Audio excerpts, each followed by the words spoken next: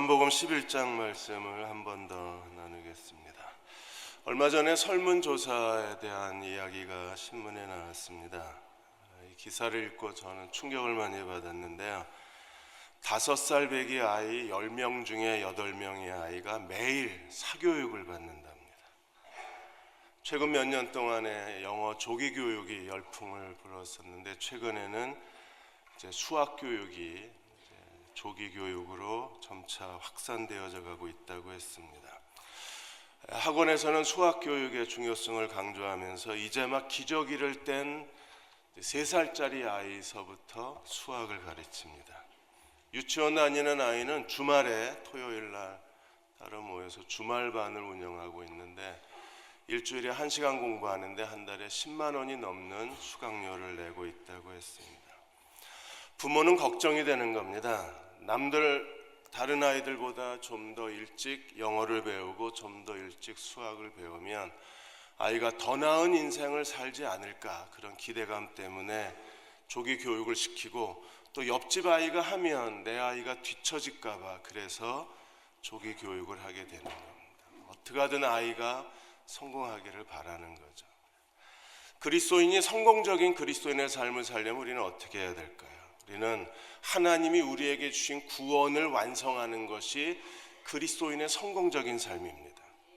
구원을 완성하려면 하나님이 인간을 만드신 인간의 기본 구성을 알아야 되는데 신학자들이 이분설 또는 삼분설을 얘기합니다. 이분설은 인간이 영혼과 육체로 구성되어 있다는 거고, 삼분설은 영과 혼과 육체로 구성되어 있다고 주장하는 논리입니다.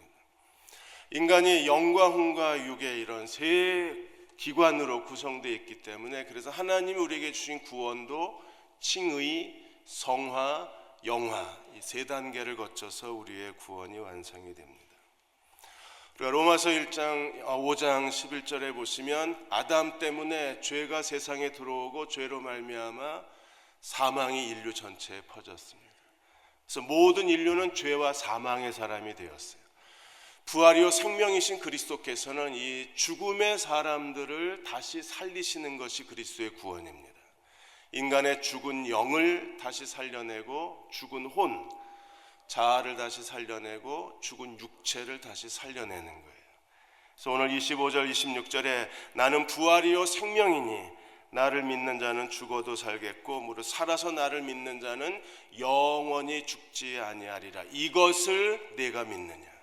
그래서 우리의 죽은 영이 다시 살고 혼이 다시 살고 이제 언젠가 죽을 우리의 육체가 다시 사는 것, 이게 하나님이 우리에게 주신 구원입니다.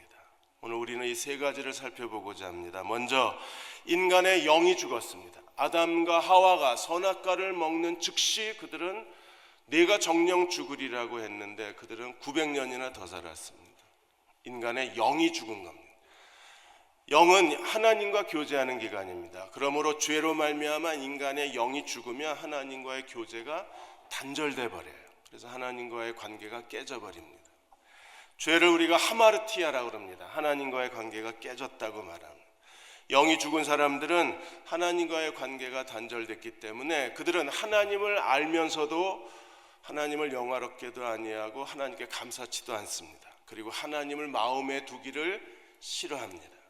영이 죽은 사람들은 그리스도인이 하는 행동이 다 그들의 마음에 들지 않습니다. 우리가 예배하는 것조차도 그들은 지루하게 생각하고 우리가 경건하게 생각하는 모든 신앙의 행위들을 그들은 시간 낭비라고 여깁니다. 왜 그럴까요? 영이 죽어 있기 때문에 그렇습니다. 우리가 예수 그리스도를 믿고 거듭났을 때 우리의 죽은 영이 다시 살아나는 거예요. 영이 다시 살아나야 하나님과 올바른 관계, 의로운 관계를 맺을 수 있습니다. 의는 디카이오스네, 다시 관계가 회복됐다는 겁니다.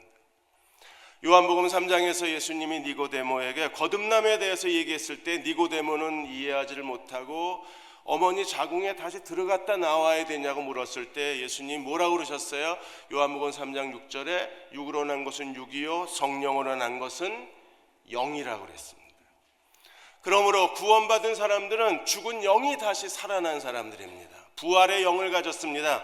영이 다시 살아난 사람들은요, 그들은 온 평생의 마음을 다해서 하나님을 예배하는 예배자의 인생을 살아가는 거예요. 우리는 전심을 다해서 하나님을 예배함으로 그 예배를 통해서 부어주시는 기쁨과 예배를 통해서 부어주시는 은혜와 예배를 통해서 우리에게 주시는 하나님의 행복과 예배의 만족감을 가지고 이 세상에서 하나님과 동행하는 사람이 되어야 합니다. 창세기 3장에서 아담과 하와가 선악과를 먹고 하나님께 죄와 사망의 사람이 되었습니다. 그리고 4장에서 에덴에서 추방당한 다음에 가인과 아벨을 통해서 제일 먼저 보여주신 게 무엇인가요? 타락한 인간의 시대의 첫 장면이 가인과 아벨입니다. 가인과 아벨은 하나님 앞에 제물을 드렸는데 하나님이 아벨의 제사는 연락하시고 가인의 제사는 거절당했습니다. 인류의 역사는 예배의 실패자의 역사입니다. 아벨은 죽었고 가인의 후예가 방황하는 시대가 된 거예요. 그리고 창세기 5장에 아담의 계보에서 에녹이 등장해서 300년 동안 하나님과 동행하게 되었고, 그리고 무두셀라를 통해서 하나님이 그가 죽으면 오시리라 노아 시대에 하나님의 심판을 예언을 하셨습니다. 우리가 예배의 실패자들은요, 지금도 자기 인생을 방황할 수밖에 없는 거예요. 아벨은 하나님 앞에 정직한 예배를 드렸지만 결국에 가인에 의해서 살해를 당합니다. 요한복음에서도 요한복음 2장에 보시면 예수님이 공생에 시작하시면서 제일 먼저 하신 일이 무엇인가 하면 예루살렘 성전을 청결케 하셨어요. 모든 돈 바꾸는 사람들의 상을 뒤집어 엎고 재물시장에서 재물을 팔던 사람들을 다 추방하셨습니다.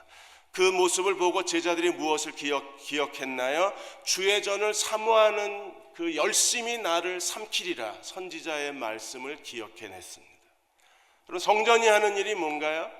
하나님을 예배하는 일입니다. 그럼 예수님이 제일 먼저 하신 일은 하나님의 성전을 정결케 하신 일입니다. 그리고 예수께서는 46년 된 예루살렘 성전을 이 성전을 헐라 내가 사흘 만에 다시 세우리라고 말씀하시면서 새로운 예배 시대를 선언하신 거예요. 새로운 예배 시대는 어떻게 예배를 드립니까? 요한복음 4장 23절 24절에서 하나님은 지금도 이렇게 예배하는 자들을 찾으신다. 참된 예배자를 하나님이 찾으신다고 하셨어요. 그들은 어떤 사람들입니까? 신령과 진정으로 하나님을 예배하는 사람들입니다. 사랑하는 여러분, 우리는 부활의 영을 가진 사람들입니다. 우리가 예배를 통해서 주시는 하나님의 기쁨과 예배의 만족과 예배의 행복으로 우리의 영혼이 채워지지 않는다면 우리는 한 주간 동안 하나님과 동행할 수가 없고 하나님의 뜻대로 살아갈 믿음의 힘을 얻을 수가 없는 거예요. 요한 3서에서 영혼이 잘된 같이 내가 잘되고 강건하기를 원하노라고 말씀하셨을 때 우리는 예배를 통해서 영혼의 충만함을 얻을 때 하나님의 약속대로 우리는 행하는 모든 일에 하나님께서 우리에게 평탄함을 주시고 그리고 우리의 강건함을 허락해 주실 것입니다. 그러므로 예배에 온 힘을 다 기울여야 합니다. 행복한 예배를 드리는 대형교회로 세워가기 위해서 우리가 온 힘을 다 기울였는데 아직도 우리는 더 부족함이 많이 느껴집니다. 그럼에도 우리가 온 힘을 다해서 예배 드려야 되는 이유는 우리가 영이 다시 살아난 사람이기 때문에 그렇습니다. 프랑스의 건축기사 르 투르네가 그는 아주 신실한 젊은 청년들의 지도자입니다. 그가 청년들하고 매주 선교단체에서 하는 찬양 예배에 참석하면서 그는 큰 은혜를 누리고 청년들이 이 찬양 예배를 통해서 변화되는 것을 눈으로 목격했습니다. 그러던 어느 날 그는 회사에 갑작스러운 프로젝트가 생기고 내일 아침까지 기계 설계 도면을 만들어서 회사에 제출해야 될 긴박한 상황이 생겼습니다. 근데 바로 그날이 청년들하고 찬양 예배를 드리는 날입니다. 그는 망설였습니다. 지금 이 프로젝트를 밤을 새워서 해도 제대로 작성할 자신이 없었습니다. 또 한편으로는 청년들하고 이 찬양 예배를 드리면서 마음의 기쁨과 감동을 얻고 싶었습니다. 그는 고민하다가 청년들하고 같이 찬양 예배를 드리러 갔습니다. 집에 돌아오니까 밤 10시가 넘었습니다. 설계 도면 책상을 열고 책상 앞에 앉았지만 그때까지 아무런 생각도 없고 아무런 계획도 없었습니다. 그런데 놀랍게도 그가 책상 앞에 기도하자 갑작스럽게 번쩍하는 아이디어가 떠올랐어요. 그는 5분 만에 설계 도면의 스케치를 끝냈습니다. 그리고 밤새워 그 설계 도면을 완성할 수 있었습니다. 그 설계 도면을 제출했을 때 사장도 놀라고 상대 회사 사람들도 전문가들도 어떻게 이런 설계를 했느냐고 다 놀라워했어요. 그리고 그가 그날 밤 그렸던 설계 도면은 그 르투르네가 지금까지 자기가 설계한 기계 설계 도면 중에 가장 중요한 설계도 중에 하나가 되었습니다. 그는 고백합니다.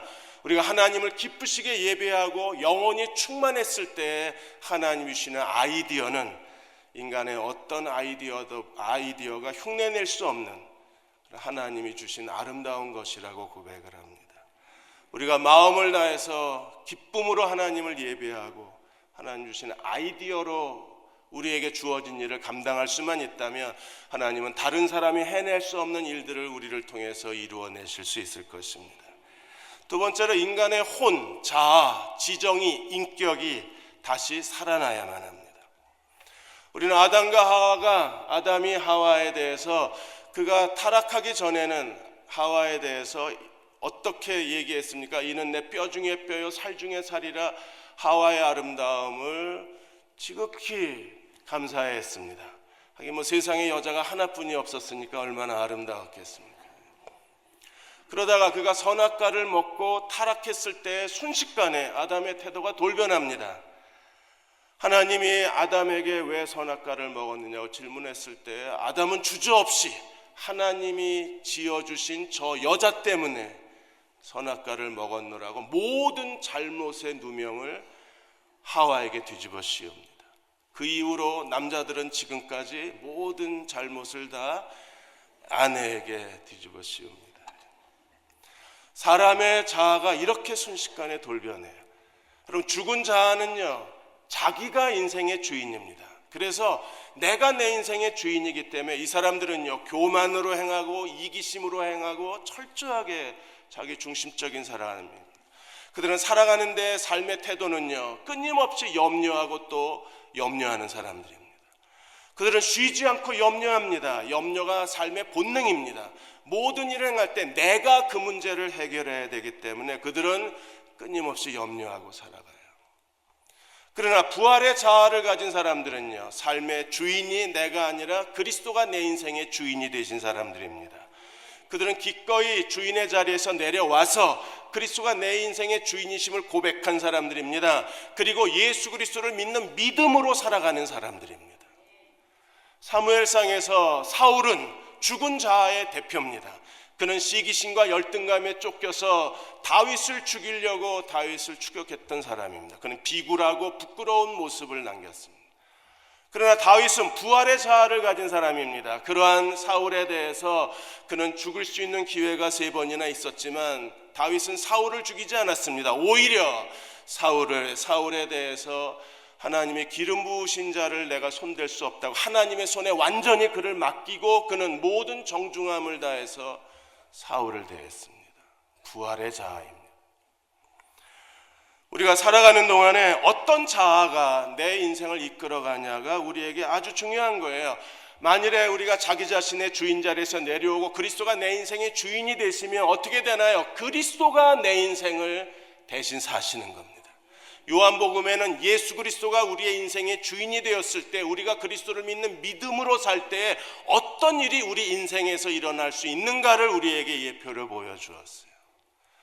이 장에서 가나의 혼인잔치에 포도주가 떨어졌습니다. 우리 인생에도 가끔 포도주가 떨어집니다.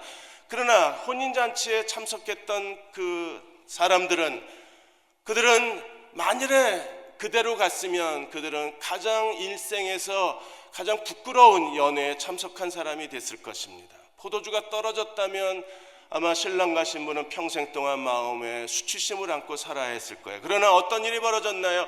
예수께서 오직 세상에 단 하나뿐인 누구도 만들어내지 못한 신비한 포도주를 만드셔서 연회장에 있는 사람들을 기분 좋게 만들어 주신 것이 혼인잔치의 포도주의 기적입니다. 거기에 참석한 사람들은요, 그 누구도 세상에 아무도 먹어볼 수 없는 주님이 직접 제조하신 포도주를 맛본 사람들입니다. 사장에서 왕의 신하의 아들이 병들었을 때 예수께서는 어떻게 치유하셨습니까? 왕의 신하의 아들을 대전에서 만났는데 아들은 서울에 있는데 예수님이 대전에서 내 아들이 나았다고 했을 때 하나님 말씀이 시공간을 초월해서 서울에 있는 왕의 신하의 아들을 치유하는 놀라운 기적을 체험하게 됩니다. 5장에서 베데스다 연못에는요, 무려 베데스다의 거짓된 신화를 믿고 38년이 동안 자기 인생을 스스로 무능하게 만들어버린 한 병자가 있었습니다. 그는 38년 동안 자기 자신을 무능하게 쳐다보아야 했었습니다. 예수께서 이 38년 된 병자를 찾아오셔서 내가 낫고자 하느냐 질문하시고 나서 그에게 일어나 내 자리를 들고 걸어가라고 말씀했을 때 그는 자신의 실패의 자리, 무능의 자리에서 자기 자리를 들고 일어나 걷는 사람, 그의 인생에 새로운 출발을 할 수 있었어요. 우리가 그리스도로 사는 사람이 되면 오늘도 주님은 우리 인생에 새로운 출발을 주시는 분이십니다. 6장에서 2만여 명에 되는 사람들이 다 굶주렸을 때 예수께서 친히 셰프가 되셔서 정말 세상 사람들이 먹어보지 못한 음식을 먹게 하셨습니다. 이 음식은요, 먹어도 줄지를 않습니다. 다 배불리 먹을 때까지 사람들은 어린아이가 바친 오병이어를 가지고 거기에 있는 모든 사람들이 다 만족해하고 모든 사람들이 다 배불리 먹고 모든 사람들이 다 즐거워할 수가 있었습니다. 갈릴리 풍랑이 일어났을 때 제자들이, 그 노련한 어부들이었던 제자들이, 그들이 그 배를 어떻게든지 건져내보려고 했지만 그들은 쉽지 않았습니다. 그때 예수께서 물 위를 걸어오십니다. 더 놀라운 일은요, 예수께서 배 위에 올라타시자마자 배가 벌써 가려던 곳에 도착해 있었습니다. 어느 순간에 그렇게 애를 썼는데 풀리지 않던 일이, 되지 않던 일이 수십 년 동안 계속 반복된 실패가 되풀이되던 일들이 어느 순간에 주님이 우리를 도우시면 목적지까지 가 있는 거예요. 8장에서 가늠하다 현장에 잡힌 여자가 있었습니다. 그냥 내버려 두었으면 이 여자는 돌로 맞아 죽었거나 아니면 평생 동안 사람들의 비난과 정죄와 비웃음거리가 되었을 것입니다. 아마 그 여자에게 아들, 딸들이 있었다면 이 아들, 딸들도 세상 사람들의 비난을 견뎌내지를 못했을 거예요. 그러나 예수께서 그녀를 변호하시자 어떤 일이 벌어졌습니까? 이제는 그 누구도 함부로 입을 놀려서 이 여인을 정죄하거나 비난할 수가 없는 거예요. 오랜 세월이 지나도 아무도 그녀를 비난할 수 없게 주님이 완벽하게 그녀를 보호해 주셨습니다. 9장에서 나면서부터 시각장애인이었던 그 사람을 주님이 침으로 진흙을 이기셔서 그의 눈에 바르시고 실로암 못에 가서 씻으라고 보내셨을 때 그가 눈을 뜨고 돌아와서 당시의 율법학자들 바리새인과 논쟁을 벌여서 이 시각장애인이 예수님이야말로 하나님께서 보내신 메시아라는 사실을 계시하고 그 지식을 증거하게 하신 거예요. 세상 의학으로 아무도 그의 눈을 뜨게 해줄 수가 없었지만 그러나 주님만이 그의 눈을 뜨게 해주시고 그의 눈만 뜨게 했을 뿐 아니라 그로 하여금 예수께서 메시아이심을 보게 하는 은혜도 더하여 주신 거예요. 11장에서 나사로가 죽었습니다. 주님이 나사로의 죽음에 대해서 이렇게 말씀하셨어요. 이 병은 죽을 병이 아니라 하나님의 영광을 위한 것이요 하나님의 아들이 이로 말미암아 영광을 얻으리라. 이틀이나 더 지체하시고 그리고 무덤 앞에서 마리아에게 주님이 이렇게 말씀하셨습니다. 내가 믿으면 하나님의 영광을 보리라. 하나님이 영광을 받으실 것이요 하나님의 아들이 영광을 받을 것이요 네가 믿으면 하나님의 영광을 보리라. 그리고 나사로가 다시 살아남으로 인해서 하나님의 영광을 모든 사람들에게 증거하시고 많은 사람들이 그리스도를 믿게 해주셨습니다. 그리스도로 사는 자가 되어야 합니다. 근데 우리가 그리스도로 사는 자가 되지 못하는 가장 큰 이유가 어디 있나요? 우리가 아직도 주인 자리에서 머뭇거리고 있는 겁니다. 하나님이 우리에게 고난을 주시고 시련을 주시고 실패를 주시고 거듭된 좌절을 경험하시게 하시는 가장 큰 이유가 어디 있나요? 우리의 무능을 깨닫게 하시는 겁니다. 우리로 하여금 너를 포기하라고 주님이 계속 우리에게 메시지를 주시는데도 우리는 끝까지 안간힘을 쓰고 자기 자신을 포기하지 않으려고 합니다. 내가 나를 포기하고 내가 나를 체념하고 나를 내려놓지 않으면 우리는 그리스도가 내 인생의 주인이 되실 수가 없는 거예요. 한 사람이 두 주인을 섬길 수 없기에 누군가는 하나 내려와야 합니다. 우리가 그리스도 앞에서 자기 자신을 포기하고 체념하고 내려놓으면 그리스도가 내 인생의 주인이 되시면 우리가 그를 믿기만 하면 그리스도가 내 인생을 대신 살아주시는데도 우리는 아직도 자기 자신에게 연민이 많이 남아있는 거예요. 그래서 하나님이 우리에게 실패를 주시고 시련을 주시고 우리에게 부끄러운 좌절을 경험하게 하시는 것은 우리가 자기를 포기하도록 하나님이 만드시는 겁니다. 한국 정치가 이렇게 힘들고 어려운 혼란 속에 빠지게 된 이유도 왜 하필이면 우리가 사는 이때 대통령이 탄핵당하는 그 모습을 우리에게 보게 하시는가? 이런 모든 시대적인 상황도 결국에 우리로 하여금 자기를 내려놓게 만드시는 거예요. 이번에 스칼렛 요한슨 미국의 영화 배우가 한국에 방문해서 인터뷰를 했습니다. 영화 홍보차 한국에 왔는데 이 스칼렛 요한슨은 트럼프 대통령에 대해서 굉장히 비판적인 그런 영화 배우입니다. 그러니까 사회적 정치 비판 의식이 굉장히 강한 사람입니다. 그러니까 당연히 이제 한국 기자들이 한국 정치에 대해서 질문을 했습니다. 그랬더니 대통령 탄핵 뉴스를 듣기는 했지만 한국 정치에 대해서 내가 말할 수는 없다고 조심스러워했어요.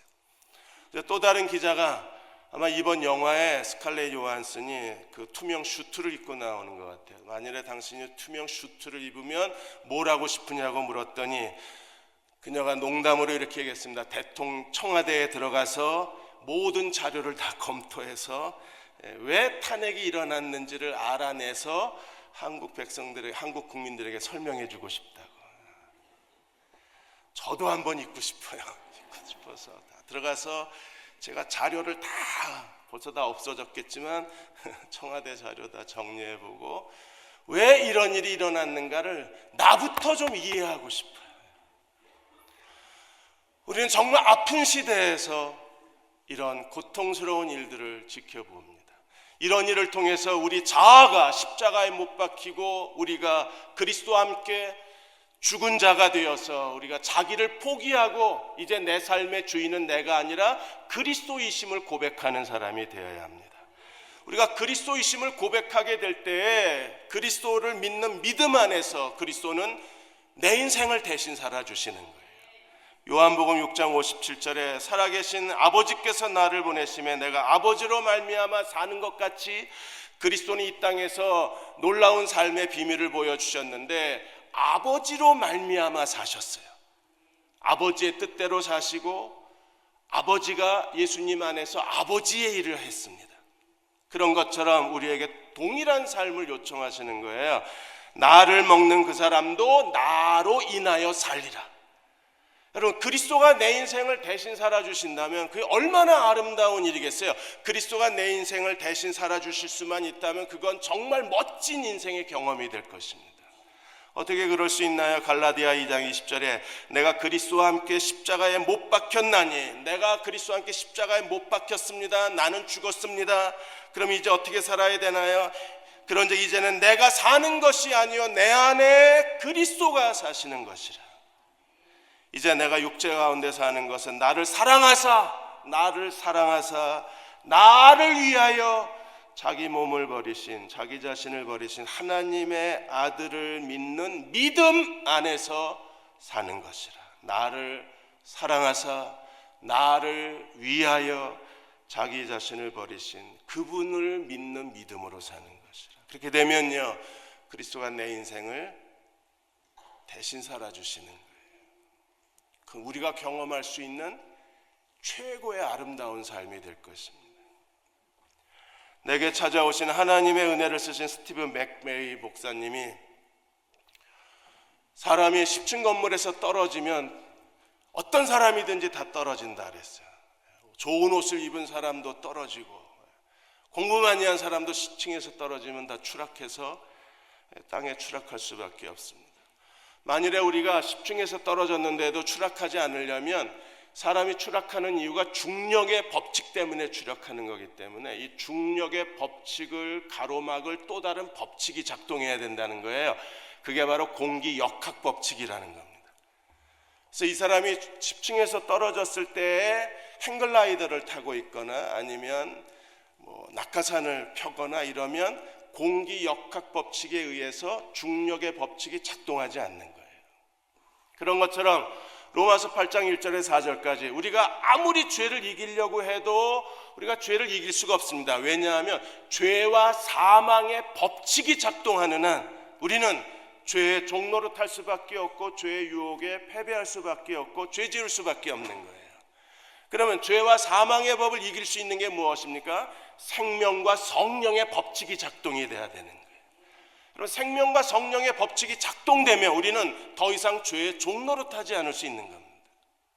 맥베이 목사는 여리고성 무너지는 것을 보라. 여리고성이 무너졌을 때 여호수아가 군대 장관들과 더불어 작전회의를 짜지 않았습니다. 박격포는 어디다 배치를 할 것이며 그 다음에 소총부대는 어디에 둘 것이고 탱크는 몇 대가 동원되고 이런 군사작전을 통해서 만일에 여리고를 정복하려고 했으면 아마 그들은 패배했을 것이라 그랬어요. 그러나 여리고는요 믿음으로 무너졌습니다. 하나님 말씀하시는 것처럼 하나님 말씀대로 그들은 순종했습니다. 성을 돌아라 그냥 순종하고 돌았습니다.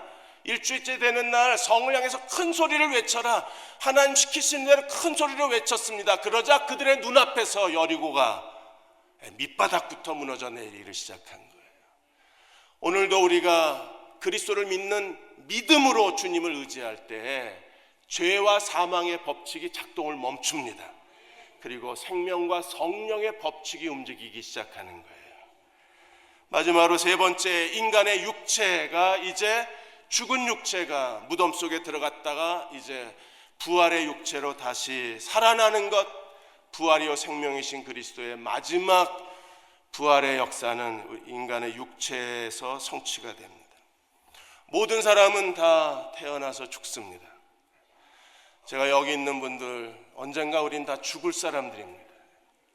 열심히 살았는데 보니까 열심히 죽어가고 있는 겁니다. 한 번 태어난 것은 사람에게 정하신 일이요 그 후에는 심판이 있다고 주님이 말씀을 하셨습니다. 성경은 사람이 죽었다고 말하지 않습니다. 성경은 사람이 잠들었다 그럽니다. 지난 금요일 날 데살로니가전서 4장 13절에 18절까지의 본문을 우리가 나누었는데 거기에 잠든 자라는 말이 3번이나 나와요.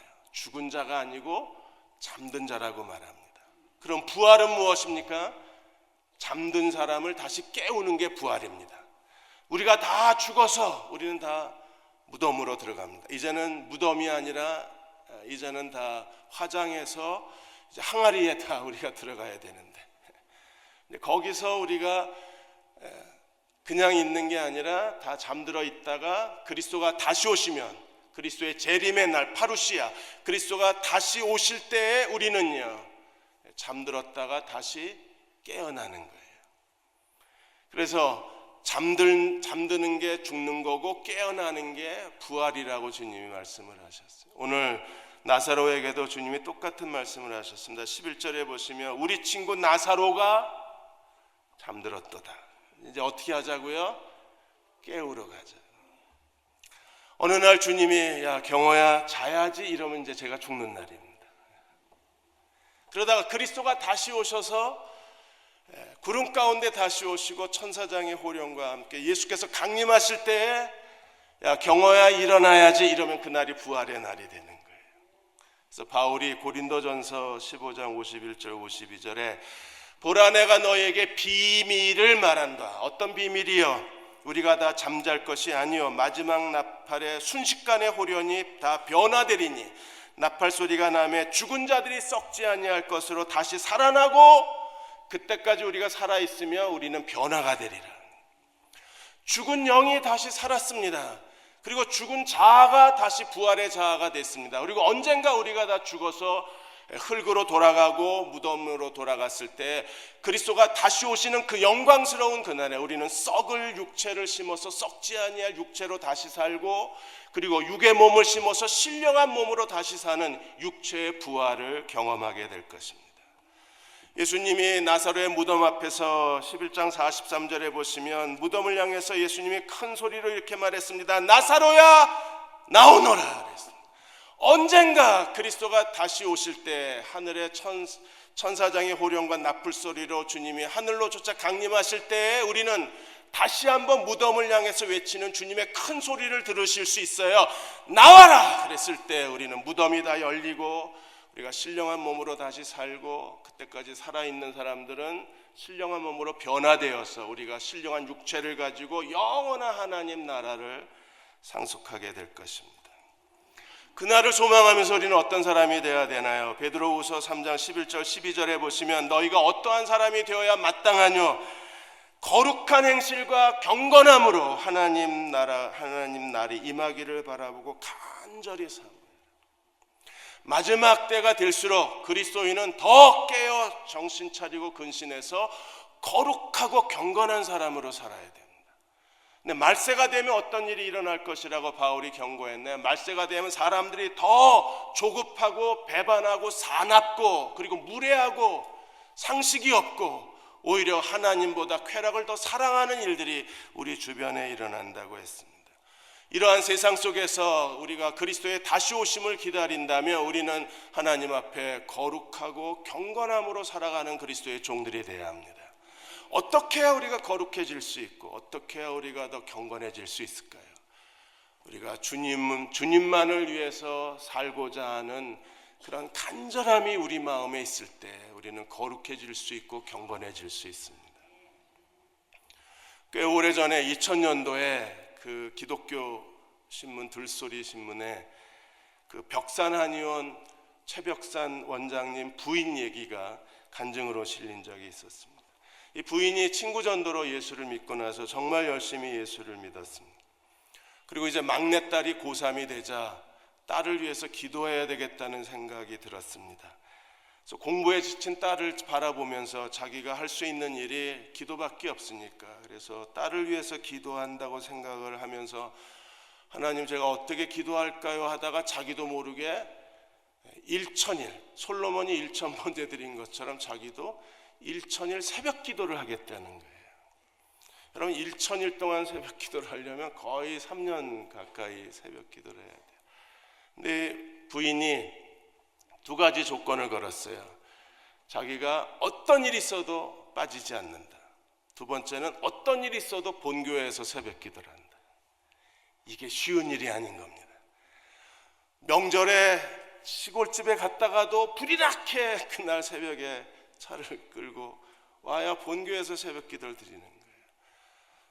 또 의사들이 1년에 한두 번씩 단체 같은 의사들끼리 여행을 많이 가잖아요. 그때마다 별로 믿음도 없는 남편을 겨우 설득하고 갈 수가 없잖아요. 본교회에서 하루도 안 빼놓고 새벽 기도한다 그랬으니까. 그냥 비가 많이 오고 정말 날씨가 춥고 막 눈이 내려서 운전할 수 없는 상황이 될 때에도 하나님과 약속이라고 생각을 하고 이걸 어기질 못하는 거예요. 그래서 택시 타고라도 교회에 가서 계속 1000일 동안의 새벽 기도를 했습니다. 여러분 미신적인 신앙이라고 우리가 흉볼 게 아니라 그분의 그 순수한 마음을 우리가 봐야 돼요. 정말 주님을 위해서, 자녀들을 위해서 그러는 가운데 이분의 믿음이 정말 성숙해진 거예요. 주님을 점점점 닮아갔을 뿐 아니라 주님과 점점 가까워지는 걸 느끼게 된 겁니다. 그러면서 딸이 둘이 있었는데 큰딸은 기도하고 얼마 지나지 않아서 큰딸이 미국 유학에 갔는데 큰딸이 4년 전액 장학금을 받고 공부하는 길이 열리고, 작은딸은 이제 중국의 북경 한의대 유학을 갔는데 중국 한의대에서도 꽤 잘 정착하고 공부도 잘하는 거예요. 근데 어느 날 이런 간증도 있습니다. 어느 날 갑자기 한 일주일 전부터 작은 딸을 위해서, 중국에 있는 작은 딸을 위해서 더 간절히 기도하게 된 거예요.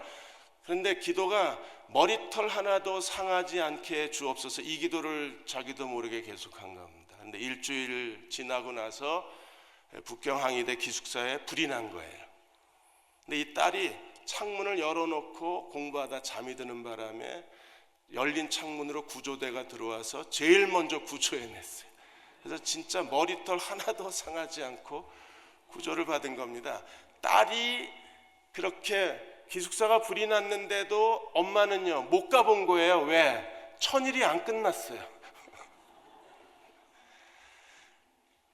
여러분, 그 의지가 정말 어린아이처럼 하나님과의 약속을 지키기 위해서, 그 약속을 지킬 수 없는 불가능한 상황들이 많았는데도 정말 전심으로 하나님 앞에 일천일 동안에 기도를 한 거예요. 자신도 축복이 되었을 뿐 아니라 기도하는 사람들, 그 두 딸도 큰 축복을 받았고, 그 간증을 듣고 그 교회에 일천 새벽기도 운동이 일어나기를 시작해서, 그래서 그때 신문에 그 교회에 3,000명이 새벽기도 같이 참여하기 시작했다고 그렇게 간증에 실렸었어요. 어떠한 사람이 되어야 마땅하냐? 마땅히 거룩한 행실과 경건함으로. 이 부인한테는요 자기가 할 수 있는 별로 믿음이 그렇게 크게 자라나지 않았기 때문에 그분이 할 수 있는 첫걸음을 내디딘 겁니다. 그 첫걸음이 정말 진실하고 첫걸음이 정말 아름다웠던 거예요.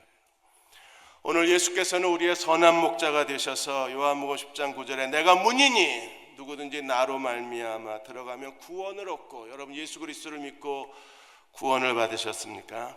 그렇다면 이제 들어가며 나오며 꼴을 얻으리라. 우리가 주님 안에서 산다는 것은요 매일 필요한 일정한 영의 양식, 그리고 우리가 살아가는 데 필요한 삶의 모든 양식, 살아가는 데 필요한 모든 것들을 꼴을 얻으리라, 이 약속 안에 들어가 있는 거예요. 도둑이 오는 것은 도둑질하고 죽이고 멸망시키려는 뿐이요 내가 온 것은 양들로 하여금 생명을 얻고 더 풍성히 얻게 하려 합니다. 우리는 주님이 우리를 위해서 예비해 놓으신 더 풍성한 생명을, 풍성한 삶을 누리도록 초대받은 사람들입니다. 어떻게 해요? 여러분, 안드레가 그 소년이 가지고 있는 오병이어의 어린아이 도시락 하나를 주님께 맡겼을 때 주님이 그 위에 감사하고 축복하자 어떤 일이 벌어졌어요? 생명을 얻고도 풍성히 얻는 하나님의 역사가 일어나서 2만 명이 되는 사람들이 다 정말 유쾌하고 신나서 즐겁게 그날 디베라 바닷가에서 저녁 만찬을 즐기고 하나님의 은혜를 체험하게 됐잖아요. 우리가 어떻게 풍성한 생명을 누릴 수 있습니까? 데살로니가전서 5장 23절 24절에 평강의 하나님이 친히 너희를 온전히 거룩하게 하시고 온 영과 혼과 몸이 그리스도께서 강림하실 때 흠없게 보존되게 하시기를 원하노라. 주님이 우리의 죽은 영을 다시 살리셨습니다. 그러므로 우리는 마음을 다해서 하나님을 기쁘시게 예배하는 사람이 되어야 합니다.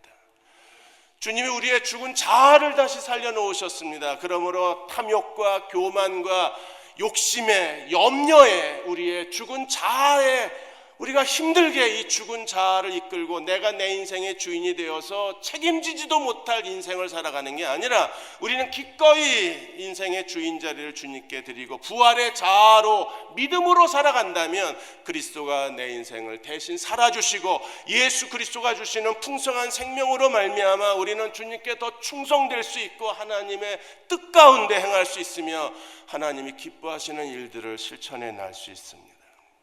그리고 언젠가 우리가 다 죽어서 무덤에 들어가더라도 우리가 주님께서 우리의 육체를 보존하셔서 그리스도가 다시 오실 때 나사로가 무덤에서 걸어 나온 것처럼 우리 모두가 다 썩어질 육체를 땅에 심어서 썩지 아니할 육체를 가지고 영원한 하나님 나라를 상속하는 그리스도의 종들이 될 것입니다.